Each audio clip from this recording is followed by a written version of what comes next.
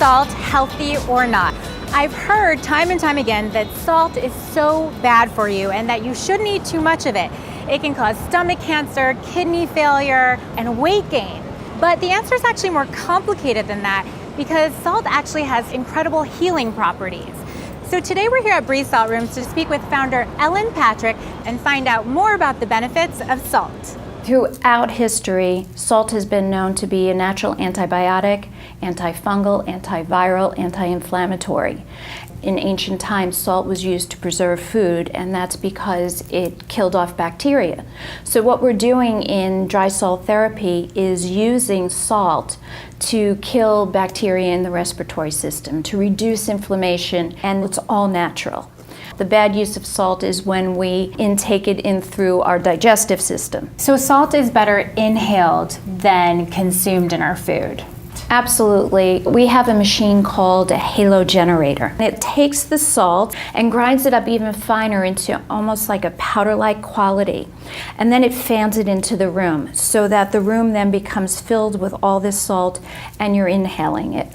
What conditions has salt therapy actually been proven to treat? It has been proven to help with conditions like asthma, COPD, as well as common issues like sinus infections, cold, flu.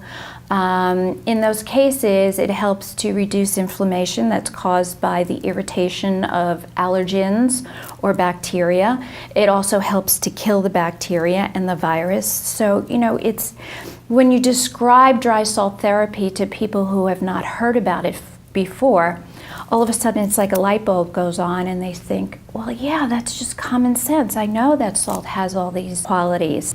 Tell me about salty yoga. Most people don't breathe properly.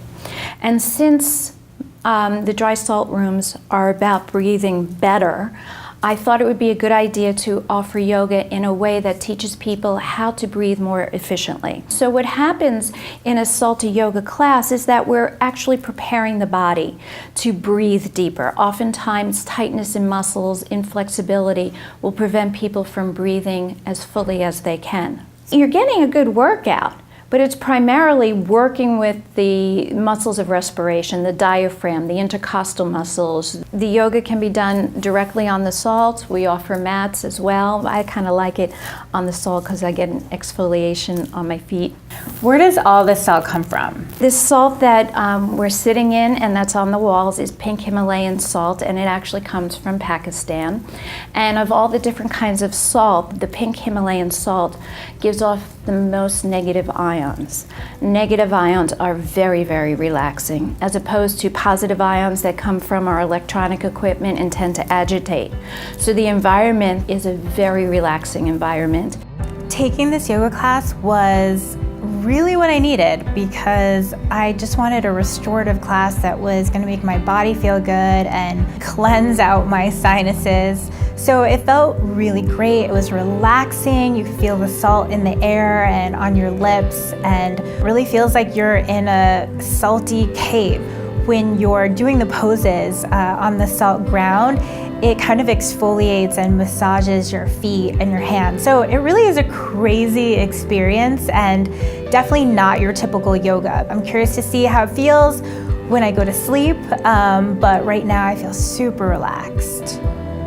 It's bizarre and unique and something you definitely have to try. That's a wrap on salt. Would you try salty yoga? Let me know in the comments. Make sure to subscribe to my YouTube channel and watch the next video, which I'm pretty sure will give you the chills.